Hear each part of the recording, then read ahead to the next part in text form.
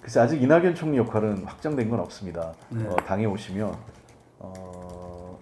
격전지에 나가서 뭐 승부를 보실지 아니면 비례대표 후보로 나가시면서 전국을 그 선거 유세를 지원을 하실지 그거는 뭐 아직 결정된 바 없고 이낙연 총리께서도 당이 결정하면 자기는 무엇이든 하겠다 이런 상황이기 때문에요.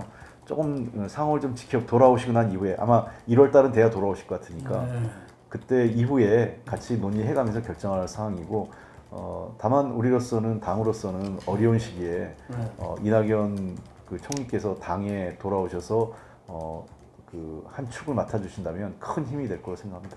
예, 뭐 사실상 이제 충청 표심이 수도권에 영향을 직간접적으로 줍니다. 네. 그 지금 현재 충청 표심은 거의 저는 반반으로 보고 있고요. 이 어디나 나타나는 공통적인 현상인데 농촌 지역은 상대적으로 야당한테 유리하게 나오고 자유한국당에게 도시 지역을 중심으로 해서는 우리한테 좀 더 유리한 여론 지형이 있는 것 같습니다. 그거는 뭐 꼭 충청뿐만 아니라 수도권이나 심지어 뭐 PK나 TK까지도 그런 여론조사가 있기 때문에 지금으로서는 조금 도시화가 이루어진 지역에서는 저희가 조금 좋은 성과를 있을 것 같고 그렇지 않은 지역에서는 조금 더 어려운 승부를 봐야 될 것 같은데요. 충청권에 대한 문제는 결국은 충청권이 그 여론의 바로미터 역할을 하기 때문에 우리가 저 국정에 대해서 누가 그 실질적으로 책임지고 할 수 있는 세력인지 또 누가 그 발목 잡기 하고 있는 정당인지에 대해서 이미 어느 정도 판단을 하고 계실 거로 봅니다. 글쎄요, 뭐 그 문제 제기 하신 분도 그렇고 86그룹이 전체적으로 뭐 퇴진해야 된다 의미는 아니라고 생각을 합니다. 그 다만 86그룹이 지금까지 해왔던 정치 방식에서는 좀 벗어나야 되는 것 아니냐라는 문제 제기를 좀 받아들이고 싶어요. 결국은 정치라는 게 사람이 바뀌는 것도 우리가 변화하겠지만 또 하나는 정치를 하는 방식, 문화, 관행 이런 것들을 바꿔 나가야 되는 것도 있다고 생각을 하거든요. 어떤 거죠? 예를 들면 지금까지 86그룹이 사실 이제 86그룹도 저는 뭐 정치를 이렇게 오래 한 편은 아니기 때문에 86급이라고 통칭되는 분들 입장에서 억울할 수도 있는 게 그동안은 정치 지도자나 당의 어떤 결정할 수 있는 결정권자의 위치에는 올라가지 못했었어요. 이제 겨우 올라갔은 게 이제 우상호 의원님이 우상호 의원과 이인영 의원이 원내대표 한 정도였던 거죠. 그렇죠. 뭐 한 가지 한다면 뭐 임종석 의원이 이제 비서실장 정도에서 조금 더 그 당정청에서 중추 역할을 하는 정도로 올랐은 게 이번 몇 년새거든요. 그 이전까지는 사실은 86그룹이라는 거는 어떤 책임지는 위치보다는 그 보조하는 역할을 그렇죠. 해왔던 거기 때문에 그런 측면에서 저는 다가오는 21대 국회에서의 86그룹은 마지막이라고 생각을 합니다. 진짜 그건 왜냐하면 이제는 그 책임지는 그러니까 보조한 역할이 아니라 우리 그 스스로 기획하고 책임지는 위치에 올라갈 가능성이 높다라는 겁니다. 대부분의 의원들이 만약에 좋은 성과가 있다면 3선급 이상으로 많이 올랐었거든요. 3선 또는 4선 의원이 된다면 이미 이제 더 이상 누구에게 책임을 미루거나 또 그 자기가 그냥 뒷짐지고 시키는 일만 할 수 있는 그런 위치는 아니게 됩니다. 그런 측면에서 자신들의 생각하는 정치, 자신들의 그 어떤 그 비전을 제시하고 심판받는, 그러니까 그 평가받는 시기가 저는 21대 국회라고 생각을 하고요. 두 번째 이 문화와 관행이라고 하는 건데 이제는 그 시대도 많이 바뀌었고 저는 80년대 우리가 민주화운동 했던 것들에 대한 충분한 보상은 받았다고 생각합니다. 우리 그룹이요. 저는 그 80년대 민주화운동이 폄하받았을 해서 안 된다고 생각합니다. 그 시대에 누구보다 헌신했고 그 군부 독재와 맞서 싸웠던 중심적 역할을 했던 것만은 분명히 맞지만 이제는 이 낡은 훈장을 더 이상 앞에 내세우는 거는 우리도 뭐 충분히 그동안 그 국민에게 받았던 평가의 하에서 정치권에 진입했고 그동안 정치권에서 성장했다고 생각하거든요. 그렇다면 이제는 다른 컨셉으로 국민에게 평가받아야 될 기회가 됐다고 생각을 합니다. 많은 분들의 지적이 86그룹의 정치인들이 전문성이 좀 부족하다. 또 뭐 노력하지 않는다 이런 지적도 있는데 저는 뼈 아프게 받아들입니다. 그런 측면에서 이제는 86그룹의 세대가 세대적으로 어느 정도는 이제 중심적 위치에 쓸 수밖에 없어요. 50대 초반에서 50대 후반까지의 그룹이 됐거든요. 그러면 본인들이 그 지도자라는 것은 예를 들면 꼭 대통령이나 뭐 국무총리, 국회의장만이 지도자가 아니라고 생각을 합니다. 어느 이슈에 중요한 아젠다를 설정하고 그 의제를 이끌어갈 수 있는 리더십을 발휘하느냐가 더 중요하다고 생각하거든요. 그러니까 남북 관계면 남북 관계에 대해서 뭐 아무개, 또 노동 이슈에 대해서는 누구, 그다음에 뭐 무슨 통상이나 산업 뭐 관련된 에너지 분야 이런 분야에서는 누가 이슈를 주도해 나가고 그것을 실질적인 정책으로 이끌어가면서 이 정치적 역량을 발휘하는 그런 사람들이 저는 좀 많아져야 된다고 생각합니다. 의제 부분에서의 다양하게 그 의제를 리드할 수 있는 정치력과 전문성을 이제는 보여줘야 될 때가 된 것 아니냐. 만약 그런 게 없다면 저는 86그룹이 정말 이번 21대 국회가 마지막 기회가 될 거고 그 이후에는 국민들께서 또 다른 기회를 부여하지 않을 거로 생각합니다. 네. 잘 알겠습니다. 요거는 이제 그러니까 제가 한 가지 말씀드리면 과거 86그룹이 너무 그 리더로 올라갔는 데 있어서 정치 분야에 너무 제한돼서 그러니까 예를 들면 뭐 당 대표나 뭐 어떤 뭐 그런 위치들 최고위원 뭐 이런 거로만 해서 리더십을 발휘하려고 했던 거라면 지금은 좀 더 다양한 이슈에 전문성을 가진 이슈에서의 리더십 거기에서의 어떤 본인의 어떤 지도자로서의 역할 저는 그런 것들을 보여줘야 될 시기가 됐다고 생각하는 겁니다. 문자 폭탄을 저도 받아본 경험이 있고 해서 사실 부담이 되는 건 많이 있습니다.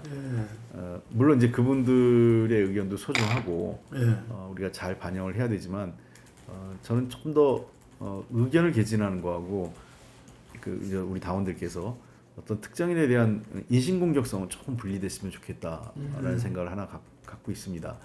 다만 이제 그게 뭐 효율적으로 관리되기 현실적으로 어렵고 그런 저는 결국은 의원들이나 당에 이제 정치 있는 지도부에 있거나 주요 당직을 맡고 있는 사람들 또 국회의원들이 너무 그 여론에 너무 휘둘려서는 안 된다 생각을 합니다. 뭐 듣긴 해야 되겠지만 너무 그 여론에 휘둘려서 정책을 추진하거나 결정할 때는 저는 오판할 가능성이 높다고 생각을 하고 대중의 의견은 듣지만 때로는 대중을 설득하기도 하고 그런 소통하는 그런 문화가 저희들도 만들어야 되는데 이제 이 온라인 당원이 막 수용되기에 몇 년 아니거든요. 저는 이 부분에서도 좀 더 긍정적인 또 좀 바람직한 이 정치 문화가 이제는 조금 만들어질 때가 아닐까 그런 문제를 정치인들이 좀 만들어가야 됩니다. 그걸 활용하려고 악용하거나 활용하려고 하지 말고요. 일부 그거를 자꾸 악용하고 자꾸 뭐랄까요 키워서 정치적으로 악용하려고 하는 경우도 있거든요. 그런 거는 결국은 독이 된다고 생각합니다. 저도 사실 많이 걱정을 하고 있습니다. 개인적으로 뭐 진짜 크리스마스 때 뭐가 벌어지는 거 아니냐라는 우려도 있었고 아마 북한 입장에서는 이제 더 이상 기다리지 않겠다. 연말에 시한이 있기 때문에 저는 연말 이전에 어떻게든 뭔가 이 북미 간에 의미 있는 접촉이 이루어지지 않는다면 북한이 신년사 발표가 이제 곧 이루어질 텐데 신년사에서 강경한 노선이 이 핵 문제나 비핵화 협상과 관련된 강경한 입장이 천명될 경우에는 돌이키기가 되게 굉장히 어렵지 않느냐 이런 생각을 하고 있습니다. 그래서 지금이야말로 우리가 대화 국면을 유지하고 이 비핵화의 모멘텀을 만들기 위해서 좀 더 대담한 접근이 필요하지 않나 생각되고요. 저는 미국과 국제사회, 한국을 포함한 국제사회가 훨씬 더 많은 수단을 보유하고 있기 때문에 좀 더 그 대승적 차원에서 북한 저희가 이제 스냅백이라는 걸 전에도 한번 나왔지 않습니까? 네. 하노이 회담 당시에 스냅백을 해서 예를 들면 이제 북한에 대한 그 국제사회의 제재를 완화하거나 해제하고 난 이후에 북한이 이후에 다시 핵 개발을 하거나 또는 뭐 미사일 발사를 하게 되면 다시 제재를 시작하는 것은 어렵지 않거든요. 네. 금방 할 수 있는 문제이기 때문에 저는 이 스냅백이라는 것을 갖고 조금 더 유연하게 북한 제재 문제를 접근하는 게 어떨까. 최근에 중국과 러시아가 유엔 결의안 그 대북 제재를 완화하는 결의안을 지금 돌리고 있으면서 설득하고 있지 않습니까? 저는 이 문제에 대해서 미국이 좀 더 전향적인 입장을 가져야 될 필요가 있다고 생각하고 한국도 한국 정부도 자꾸 한미 동맹, 한미 관계 이런 미국의 눈치만 볼 게 아니라 이럴 때에는 좀 더 적극적으로 우리도 이게 필요하다라는 입장을 좀 분명히 밝히면서 미국을 설득하거나 때론 미국도 압박을 해야죠. 미국이 그냥 뭐 우리가 가만히 있는데 우리 의견을 수렴해 주는 건 아니지 않습니까? 네. 그러니까 이 문제에 대해서는 좀 중국, 러시아와 보조를 맞춰가면서 미국을 도리어 우리가 적극적으로 설득해가면서 우리의 국익에 부합한다면 우리가 노력을 해야 되는 거죠. 그거는 이 워킹 그룹을 지금 만들어놨지 않습니까? 한미가요. 네. 그 워킹 그룹 내에서 동의하지 않으면 어려운 구조를 우리 스스로 자초해낸 겁니다. 그러니까 기본적으로 항상 한미 공조라는 게 지나치게 경직되게 해석을 하면서 우리의 외교의 그 자율성이나 또는 우리가 활동할 수 있는 공간을 스스로 좁히는 그런 결과를 초래할 때가 있는데 이번에야말로 우리는 좀 더 적극적으로 외교적 공간을 활용해야 되고 미국의 입장을 수용하는 정도가 아니라 미국의 입장과 다르고 미국을 설득하고자 하는 것을 좀 더 공개적으로 얘기할 필요도 있다고 생각을 해요. 그러니까 계속 뒤에서 조용하게 미국을 설득하고 있다. 그렇게 해서 미국이 말을 듣지 않죠. 정치적으로 그거는 정치라는 것은 그 내부적 설득도 필요하지만 여론 작업도 무시할 수 없거든요. 네. 여론 작업을 통해서 우리 그러면 뭐 과거의 방식으로 다시 돌아갈 거냐? 우리 국민들이 또 판단하실 문제라고 생각을 해요. 그러니까 저는 남북 간의 그 화해와 협력을 위해서는 지금과 같이 경직된 대북 제재를 유지하기보다는 조금 더 유연한 방식으로 가는 것이 훨씬 더 북한을 설득할 수 있고 미국이 생각하는 북한의 변화를 유도하는데도 저는 긍정적인 효과를 가져올 수 있다고 생각합니다. 제가 어제 필리버스터에서도 좀 이번 말씀을 드렸는데 있을 수 없는 일입니다. 지금 우리 소파의 기초에서 무슨 협정? SMA 그 스페셜 메저 어그리먼트라고 그 특별 협정이라는 게 있거든요. 그러니까 방위비 분담과 관련돼서 그러니까 지금 현재 우리가 방위비 분담의 항목이 딱 정해져 있습니다. 인건비하고 그 한국인 인건비하고 그다음에 군수기지, 군수와 기지 지원 등에 관련돼서 우리가 지원을 하고 있는 거거든요. 작전 지원, 그러니까 미국이 지금 요구하는 것처럼 작전 지원이나 한반도를 벗어난 이외의 지역에서의 우리가 방위비 분담금은 협정상 불가능합니다. 그러니까 미국이 돈을 몇십억 달러를 요구하는 게 중요한 게 아니라 미국은 법과 원칙을 지켜달라는 거예요. 지금 만약에 우리 정부가 소파를 개정하지 않고 그 방위비 분담금을 합의한다는 것은 국가재정법 위반입니다. 그렇기 때문에 국회는 절대로 동의해줄 수 없습니다. 그러니까 돈을 그걸 모를까요? 알고 있습니다. 그러니까 그냥 저는 왜 그런지는 모르겠고 미국 외교관들은 답답해합니다. 본인들도 그걸 다 알기 때문에. 그러니까 그걸 바꾸지 않으면 먼저 미국이 해야 되는 거는 돈을 10억, 20억을 달라는 게 아니라 그 항목을 바꾸는 협상을 시작해야 되는 거죠. 근데 그 항목을 바꾸는 거는 우리도 국회가 동의하지 않고 있고요. 그런 국회 비준 동의를 해야 되는 사안이기 때문에 국회로서는 현재와 같은 그 소파 그리고 SMA를 변경하는 내용에 대해서 동의하지 않고 있고 당연히 그러다 보니까 미국이 요구하는 돈을 줄 수가 없습니다.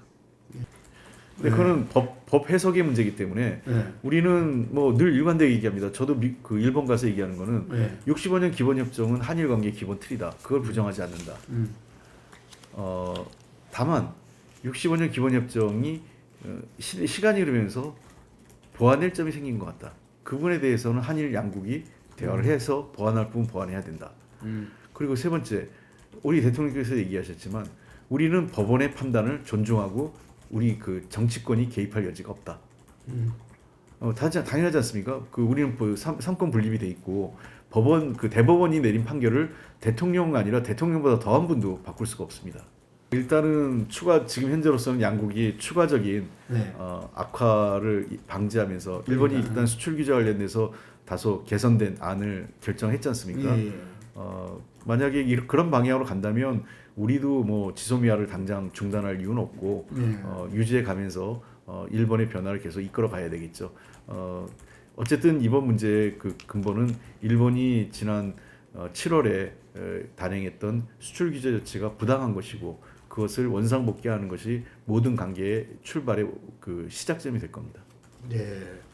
네, 오늘 인터뷰 네, 감사합니다. 고맙습니다. 그 마지막으로 이 국민들한테 주는 네. 그 희망의 메시지 내년 총선을 앞두고. 예.